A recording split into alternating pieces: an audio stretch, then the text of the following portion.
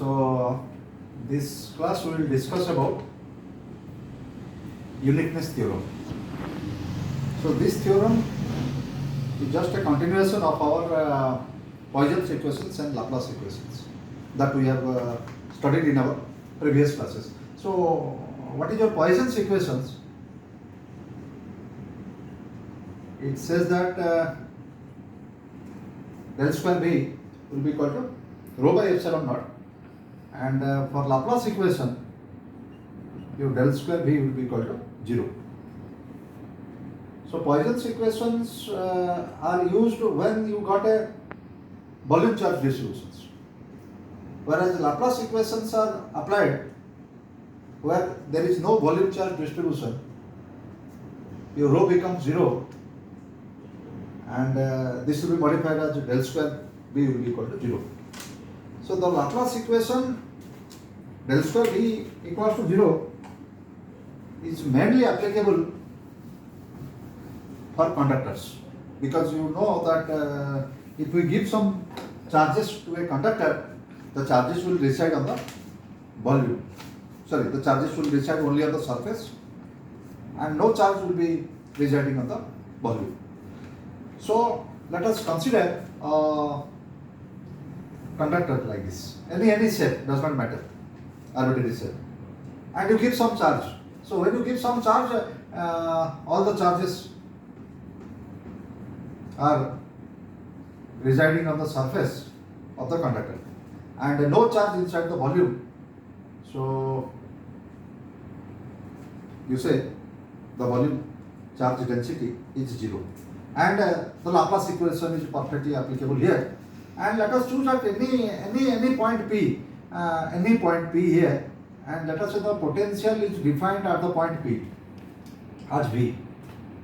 So if the potential is V, then what is the Laplace equation is saying? That Laplace equation is saying that at that particular point, internal point, your del square B will be equal to 0. So any point I have chosen inside the volume of the conductor, and B is the potential at that internal point, and as the charge density is 0, so we can say that del square B will be equal to 0. So let us find the solution of these Laplace equations. So what the solution will give you? The solution of these Laplace equations will give you the value of this B. So for the solution, let us use the Cartesian coordinate systems. So these equations now can be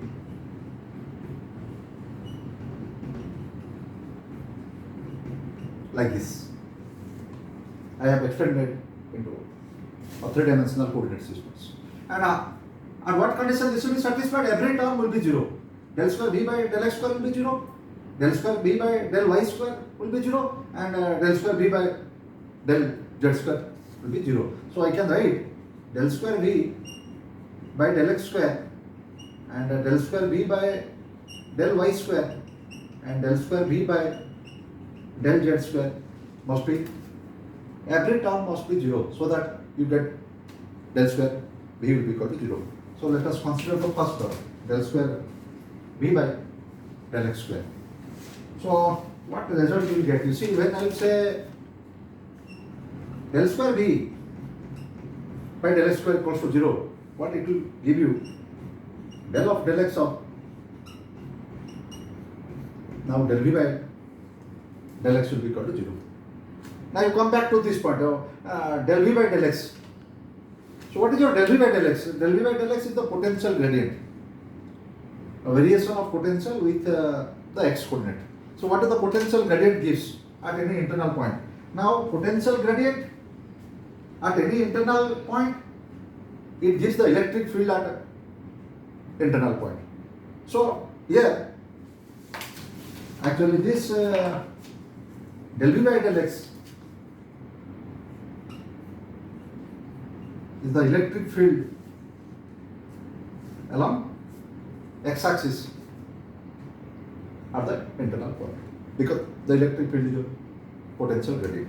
Now, what happened to the electric field at any internal point of a conductor? Now, you know the electric field at any internal point of a conductor is zero. So, I can say it is zero. That is the concept of the conductor.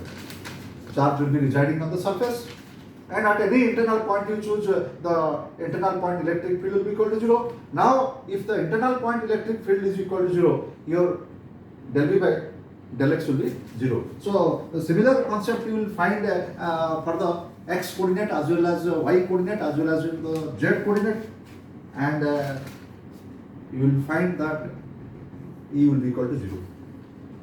Now, if electric field at internal point is zero, then electric field is equal to negative of gradient of the potential. Now, minus grad V is zero. So, when minus grad V is zero, now your potential must be constant. That is the result we are getting. Because the electric field is zero at every internal point, and when electric field is zero, your negative of the potential gradient is zero. That implies potential is constant everywhere. That means you choose different points here. Here the potential will be B, here the potential will be B, here the potential will be B, here the potential will be B.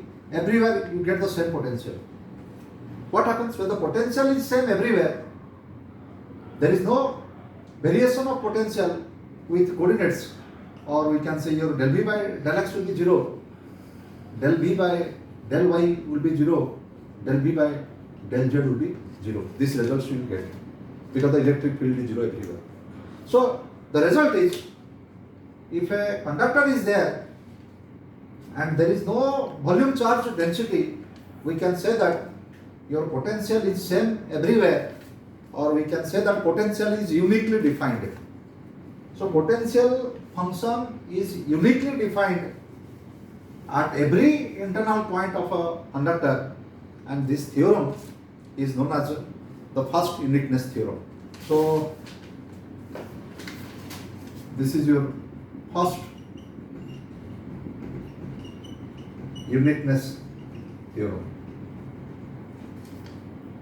I will repeat the main points. So, first uniqueness theorem is applicable for conductors where the volume density is zero. And from the volume density zero, you get electric field at all the internal points to be zero. Now, when electric field at all the internal point is zero, you get potential constant as well as the same at all internal points. That means potential has got a unique value at all the points. So, this is about the first uniqueness theorem. And if you want a little bit mathematical analysis of this first uniqueness theorem, you can go like this. So, let us assume for a moment, you just imagine potential is different at two different points. Let us say. So, we can say V1 is different from V2. Let us say, assume V1 is different from V2. But what happens when you come to the surface? The surface acts as a boundary. And at the boundary, your potential must be same. Every point on the boundary, the potential will be same. Why? Because that is the result of our Laplace equations in the previous discussions. That means, what is the conclusion of the Laplace equations? At the boundary, there will be either maxima or minima. So, here, these points represents the boundary points where either there will be maximum or there will be minimum. So, even if the potentials are different at internal points, but they must be same as the boundary. So, we can say that V1 will be equal to V2 near the boundary. But V1 is different from V2 at internal points, but at the boundary it will be V1 equals to V2. Now, as we have assumed that V1 is different from V2 at internal points, so let us assume another function V3. Let us say that V3 is equal to V1 minus V2. That's the difference. Yeah. So B3 is also a solution of the Laplace equations, because B1 and B2 are the solutions of the Laplace equations, and B3 we are defined as B1 minus B2. Therefore, B3 is all solutions of the Laplace equations. And del square B3 must be equal to 0, because that B3 also satisfies the boundary conditions of the Laplace equations. So when del square B3 equals to 0, I can write del square B3 is same as del square of B1 minus B2. Isn't it? Because B3 we have defined as B1 minus B2. But why? But here B1 and B2 are the two potentials at internal points. But at the internal points, B1 minus B2 is not 0. Whereas at the boundary, we have defined that B1 is equal to B2. So we can say at the boundary, B1 equals to B2. So your B3 will be equal to 0 at boundary. This is one conclusion we get. Let me again elaborate it. We have just defined a function B3. B3 is difference of B1 and B2, and B3 also satisfies the Laplace equations. Therefore, del square B3 is equal to 0. Now, del square B3 we can convert to del square of B1 minus B2 is 0. But near the boundary, you have got B1 is equal to B2. Therefore, your B3 is equal to 0 at the boundary. But what the Laplace equation says, your maxima or minima, they occur near the boundary. So we can say, if you are getting B3 is equal to 0 at the boundary, then your B3 will be equal to 0 is the maximum, and B3 will be equal to 0 is also the minimum. Because B3 is 0 at the boundary, therefore the maximum value of the B3 is 0 and the minimum value of B3 is 0. That means your B3 is 0 everywhere, because when the maximum value is 0 and the minimum value is 0, so B3 is 0 everywhere. So I can say B3 is 0 at all internal points. So when B3 is 0 at all internal points, your B1 minus B2 is 0 at all internal points. So when B1 minus B2 is 0 at all internal points, we can say that B1 equals to B2 at all internal points. That means you get a unique solution of potential at all the internal points of a conductor. So this is about your first uniqueness theorems. So next we will go to another uniqueness theorem. It is known as your second uniqueness theorem. So we have observed that the first uniqueness theorem is applicable for points inside a conductor where there is no volume charge density, or in that case we can say that del square V will be equal to 0. But the second uniqueness theorem is applicable for a point where you get charge density. For example, you just consider a charge distribution here. Let us say charge distribution is Q1, and there is another conductor where a charge is Q2. This is Q1 and this is Q2. And what happens in the region between the two charge distributions? You get distributed charge here. That means the charge density is rho, will be there. Okay, so here charge is Q1, here charge is Q2, and you get a volume charge distributions in the region between the two. So you choose a point P, here, and let us say rho is the charge density at the point. So you choose the point P, and rho is the charge density. So when there is a charge distributions in the region and you choose a point P, so you can have these equations. Del square V will be equal to your rho by epsilon naught. because there is existence of volume charge density here. Therefore, your del square V will be equal to rho by epsilon naught, and this is your Poisson's equations. And if you solve this, you get the potentials. So whereas the first uniqueness theorem says that del square V equals to 0, but the second uniqueness theorem, it says that it is applicable at a point where you get charge distributions, and you get a charge distributions rho, so you get del square V will be equal to rho by epsilon naught. Let us see what we get from here.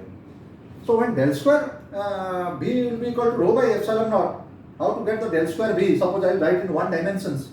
You get del square V by del x square will be equal to rho by epsilon naught, or you get del of del x of del V upon del x will be equal to rho by epsilon naught. This is the equations you will get. Next, what other expressions you will get by the presence of this charge density? Now, whenever there is a charge density, you get divergence of electric field. Now, suppose you imagine there is existence of electric field here, and let the electric field is E. So you can write divergence of E will be equal to rho by epsilon naught, because there is a charge density here. So you get an electric field here, and what is the divergence of the electric field? The divergence of the electric field will be equal to rho by epsilon naught. Now, how to get the electric field here? Because at this point, you see, this point is surrounded by two charges. One charge is Q1, another charge is Q2. In addition to this, you got a charge density here. So let us find the electric field at this point. So from here we can continue. Divergence of E will be equal to rho by epsilon naught. From here, by applying your Gauss divergence theorem, you get E dot ds over a surface will be equal to 1 by epsilon naught charge enclosed. That means from here to here you get. So this is nothing but your Gauss law in the electrostatics. Same E, and same is there. E dot ds will be equal to 1 by epsilon naught charge enclosed. So how is E? Now is the electric field here. What is E dot ds over a surface? So I can consider a closed surface here. Closed surface here. So this is the Gaussian surface. And E dot ds over the Gaussian surface will give you 1 by epsilon naught Q enclosed. Now the important point is, what is your Q enclosed? Now Q enclosed is the charge enclosed by this Gaussian surface only this Gaussian surface. So this Gaussian surface encloses the charge only Q1, and you see the most important point is the charge Q2 is kept outside. So whatever, if I will keep a charge Q3 here, or if I will keep a charge Q4 here, another charge Qn here, does not matter. This equation will remain unique. What is the uniqueness of these equations? Now it will be E dot ds over the closed surface will be equal to 1 by epsilon naught. What is the charge enclosed? Now it is Q1. So this is another uniqueness theorems. Whereas E dot ds will be equal to 1 by epsilon naught Q1. Now this equation will remain intact, independent of the number of charges kept here and here. That means if you find the solutions, you get the electric field. And what is the result? The electric field at this point is uniquely defined, because the electric field at this point will be uniquely defined by Q1, and electric field at this point is independent of the presence of the other charges. So if you find the solutions, you get electric field as unique, or you get a single electric field here. That is your second uniqueness theorems. So let me summarize. Your first uniqueness theorem is governed by the Laplace equations, which says that del square V will be equal to 0. The solution says that your potential is unique everywhere. Now your second uniqueness theorem is applicable where you get a volume charge density or rho. And what is the equations? Del square V will be equal to rho by epsilon naught. And what is the solution you get? Now whenever there is a charge density, the solution is your electric field is uniquely defined at that point. That is your second uniqueness theorem. So second uniqueness theorem gives the uniqueness of electric field, whereas the first uniqueness theorem gives the uniqueness of electric potential. Thank you.